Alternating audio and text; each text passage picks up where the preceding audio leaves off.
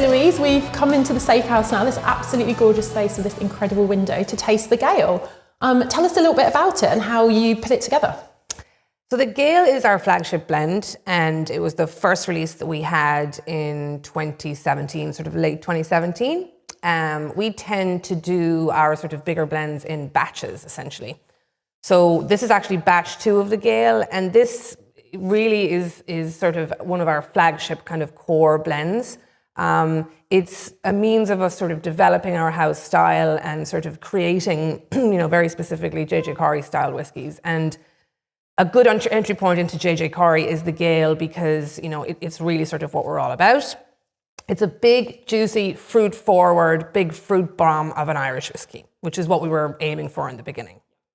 So in terms of component parts, it's obviously got malt and grain. Can you tell us anything about the casks it came from?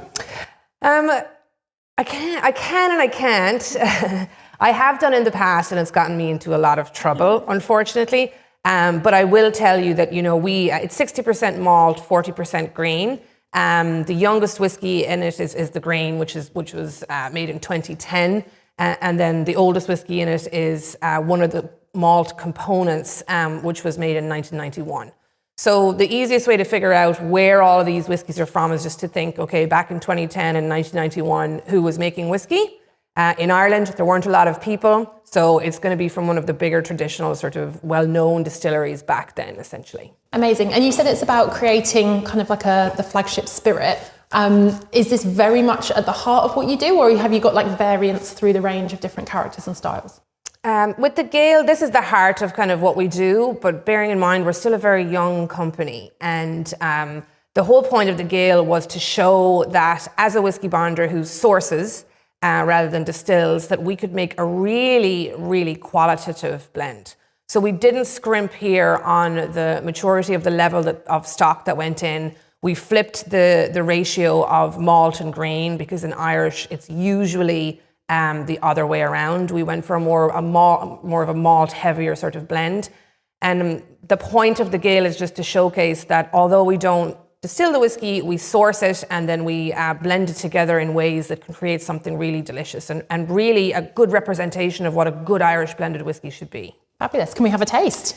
Yes, for sure. I'm really excited. I think, like you say, when we chatted earlier about bringing kind of Irish whiskey back to life, this is really kind of the pinnacle of it, like putting these casks together, creating an experience. And I can't wait to have a nose and a taste. Yeah, it is. I mean, the interesting thing about the Gael is that when we make it, we almost make 4 different whiskies, because there's effectively 4 different components that go into this. There's 4 different of ages of whiskey, essentially.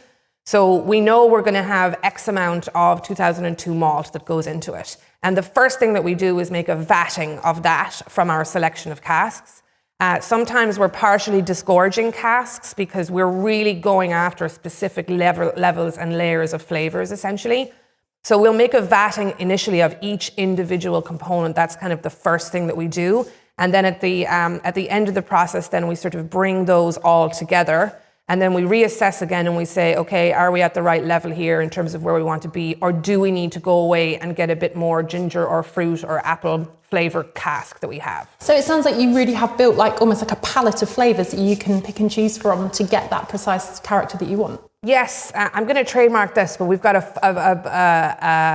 library of Irish whiskey flavors, is what I like to call it, essentially. Yeah, and that's really important for us because every cask that goes into this will have a chalk mark on the side denoting exactly what the flavor, of that is. So we blend very much driven by flavor. Fantastic. And it's very flavorful on the nose. There's so much going on in there. It is. There's lovely sort of green apples in there, I think. It's got those sort of white stone fruits coming through as well. This is batch 2, so on the nose, this is a little bit different now from batch 1. And the reason is that it is almost exactly the same components that are in there. There's a percentage point that's off here and there, but everything in there is almost exactly like Gael batch 1, except it's all 3 years older. So all of these whiskies have kind of gained a complexity over time, and they have evolved a little bit. You're seeing certainly a lot more ginger tones on the palate of this when we get into it than you did maybe in Gael 1. It's a bit more of a grown-up sort of fruit bomb style. It's a little more sort of mature in that regard. I'm getting some like almost rich kind of sweet spices coming through as well, Norman. Yes, yeah, definitely. There was a lot of sort of peppercorn sort of elements to Gael 1, but that has again sort of evolved and moved into a sort of more ginger, spicy sort of tonalities that are coming out of it. Let's have a sip.